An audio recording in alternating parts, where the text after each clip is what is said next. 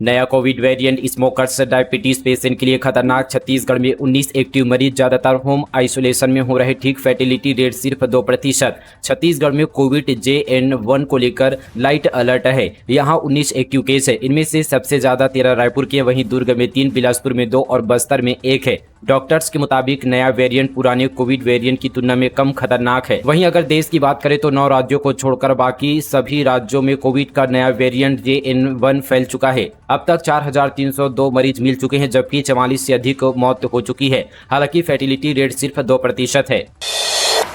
मूंछ वालों से लेकर पहुंच वालों तक का हमें करना पड़ता है काम। अगर आप प्रदर्शन नहीं करेंगे तो हमें रोना पड़ेगा। चौखड़ से लेकर मरघट तक हमको काम करना पड़ता है। मूंछ वालों से लेकर पहुंच वालों तक का हमें काम करना पड़ता है। अगर हम प्रदर्शन नहीं करेंगे तो हम हमेशा रोना पड़ेगा। यह गुस्सा रायपुर निगम मुख्यालय में निगम कर्मियों के साथ प्रदर्शन कर रहे जोन कमिश्नर संतोष पांडे का एक दिन पहले जोन 8 कार्यालय में हुई घटना को लेकर फूटा था। दरअसल बुधवार को अतिक्रमणकारी जोन 8 कार्यालय में पहुंचे थे, जहां उन्होंने न केवल पुलिस के साथ झूमाझटकी की, बल्कि निगम के वाहनों में तोड़फोड़ करते हुए एक प्रदर्शनकारी ने आत्मदाह की भी कोशिश की थी। घटना के विरोध में रायपुर के zone commissioner, assistant engineer, JE समेत तमाम कर्मचारियों ने काम बंद कर आज निगम मुख्यालय में धरना प्रदर्शन कर रहे हैं। एंटी नक्सल ऑपरेशन नेशनल पार्क में भीषण मुठभेड़, सुरक्षा बलों ने बड़े नक्सली को मार गिराया, ऑटोमेटिक हथियार बरामद। बीजापुर जिले में सुरक्षा बलों का नक्सलियों पर एक्शन जारी है। आज नेशनल पार्क के जंगलों पर फिर एक बड़ी मुठभेड़ जारी है। मुठभेड़ में एक और बड़े नक्सली लीडर के मारे जाने की खबर सामने आई है, जिसे नक्सली कमांडर नक्सलियों के तेलंगाना स्टेट कमेटी का मेंबर बताया जा रहा है। वहीं मौके से ऑटोमेटिक हथियार भी बरामद किए गए हैं। वहीं यहाँ पर मारे गए नक्सलियों की संख्या और बढ़ सकती है।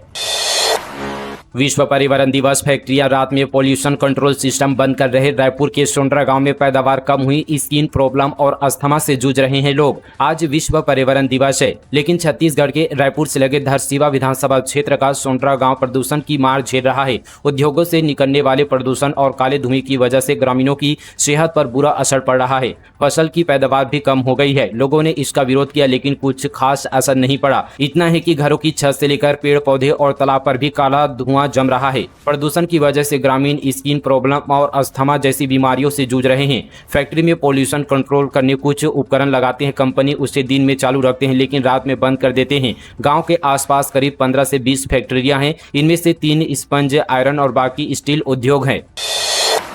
गरीबों को मिलेगा 3 महीने का चावल एक साथ। भंडारण की समस्या तो चना शक्कर अब भी गायब। बीपीएल राशन कार्डधारी हितग्राहियों को सरकार जून में एक साथ 3 महीने का चावल आवंटित करेगी। बरसात के मौसम में गरीबी रेखा के नीचे जीवन यापन करने वाले लोगों को बार बार उचित मूल्य की दुकान न जाना पड़े, इसलिए 3 महीने का चावल एक साथ जून में दिया जा रहा है। इसकी तैयारियां शुरू कर दी गई है। कहीं उचित मूल्य की दुकानें ऐसी हैं जहां 3 महीने का चावल एक साथ रखने की जगह नहीं है। भंडारण की व्यवस्था खड़ी हो गई है। सरकार गरीबों को सरकारी चावल तो दे रही है, लेकिन वादे के मुताबिक चना और शक्कर का आवंटन अभी नहीं किया जा रहा है। रियायती दर पर मिलने वाला चना गरीबों के लिए एक बड़ी राहत होता है। बीच बीच में चने का आवंटन किया जाता है, लेकिन फिर यह गायब भी रहता है। उचित मूल्य दुकान के संचालक को यह कहकर हितग्राहियों को वापस लौटा देते हैं कि चना शक्कर का आवंटन नहीं आया है, जब उपलब्ध होगा तब दिया जाएगा।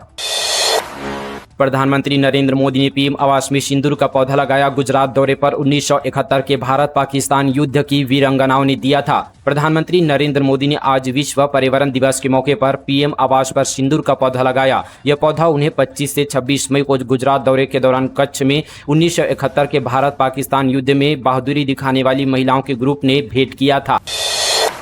संविधान पर भाजपा कर रही हमला। बलरामपुर में कांग्रेस ने किया संविधान बचाओ रैली का आयोजन। बलरामपुर रामानुगंज जिला कांग्रेस कमेटी द्वारा जिला मुख्यालय बलरामपुर में संविधान बचाओ रैली का आयोजन किया। कांग्रेस की छत्तीसगढ़ सह प्रभारी जरीता जैतफलान के नेतृत्व में रैली संपन्न हुई। कांग्रेस ने इस दौरान भाजपा पर जमकर हमला बोला। जरीता जैतफलान ने कहा कि भाजपा एक और बेटी बचाओ बेटी पढ़ाओ का नारा लगाती है और भाजपा के प्रदेश के आंकड़े यह बताते हैं कि बेटी छत्तीसगढ़ में सुरक्षित नहीं है, महिलाएं इस प्रदेश में सुरक्षित नहीं है। सरकार नहीं चाहती है कि आदिवासी वर्गों को उनके अधिकार मिले। राहुल गांधी सभी वर्गों को उनके अधिकारों को दिलाने के लिए संविधान की व्यवस्थाओं के अनुरूप संकल्पबद्ध है और इसी वजह से जातीय जनगणना की बात भी उन्होंने उठाई थी और इसमें सफलता भी मिली है। सरकार अब जातीय जनगणना कर रही है, कांग्रेस के लिए बड़ी सफलता है। पर्यावरण बचाने ग्रीन ग्रुप और युवा संघ की पहल। धमतरी बालोद में रोपे 820 पौधे, 150 अब पेड़ बन चुके ग्रुप में सबसे ज्यादा सदस्य। दुनिया में पर्यावरण के महत्व के बारे में जागरूक करने आज यानी 5 जून को विश्व पर्यावरण दिवस मनाया जा रहा है। छत्तीसगढ़ के आमदी और बालोद जिले के ठेकवाडीह में पर्यावरण को बचाने और वृक्षारोपण के लिए किए जा रहे प्रयासों ने एक नई दिशा दी है। आमदी में ग्रीन ग्रुप, आमदी और ठेकवाडीह में युवा एवं कर्मचारी संघ ठेकवाडीह के शुरू किए गए वृक्षारोपण अभियानों ने न केवल स्थानीय समुदाय को एकजुट किया है, बल्कि इन पहलों से दोनों क्षेत्र में हरियाली भी बढ़ रही है। प्रदेश में अगले कुछ दिन नहीं होगी बारिश, बढ़ेगी गर्मी, बिजली गिरने की संभावना। प्रदेश में अगले 3 से 4 दिन और बारिश के आसार नहीं है। दरअसल मानसून को आगे पुश करने वाले मौसमी सिस्टम कमजोर पड़ गए हैं, जिसके चलते प्रदेश में पिछले 5 दिनों से मानसून नारायणपुर कोंडागांव से आगे नहीं बढ़ पा रहा है।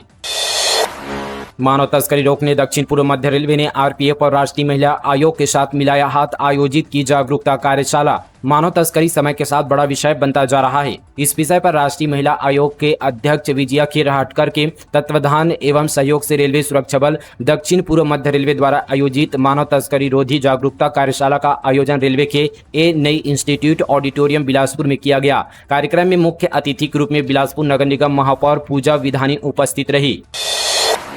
जाति जनगणना पर सीएम साहब का बड़ा बयान, कहा किस जाति के कितने लोग, आंकड़े आएंगे सामने। सीएम विष्णुदेव ने छत्तीसगढ़ में शिक्षा गुणवत्ता अभियान शुरू करने की घोषणा की है, जिसके तहत सभी मंत्री, विधायक, एसपी, कलेक्टर फिर से स्कूलों में जाएंगे, औचक निरीक्षण करेंगे। इसके साथ ही क्लास लेकर शिक्षा की गुणवत्ता में सुधार करने का प्रयास करेंगे। इसके साथ यहाँ पर सीएम साहब ने कहा कि रमन सरकार में भी ऐसा अभियान चलाया था, वहीं एक बार फिर यहाँ पर शिक्षा गुणवत्ता सुधारने अभियान चलाया जाएगा। वहीं उन्होंने युक्ति युक्तकरण को लेकर कहा कि युक्ति युक्तकरण से शिक्षकों की असमानता दूर होगी। इस अभियान का मुख्य उद्देश्य शिक्षा की गुणवत्ता में सुधार करना और बच्चों को बेहतर शिक्षा प्रदान करना है। इसी के साथ जातीय जनगणना को लेकर सीएम साहब का बयान भी सामने आया है, जिसमें उन्होंने कहा कि कांग्रेस ने इस मुद्दे पर हमेशा राजनीति की है, उनकी कथनी और करनी में अंतर रहा है। उन्होंने जातीय जनगणना की बात तो की, लेकिन करा नहीं पाई। सीएम साहब ने अपने बयान में आगे कहा कि पीएम मोदी अब इसे कराने जा रहे हैं, इससे छत्तीसगढ़ के लोगों को फायदा होगा। वहीं किस जाति के कितने लोग हैं, यह आंकड़ा सामने आएगा और उसी के अनुसार उनका विकास भी होगा।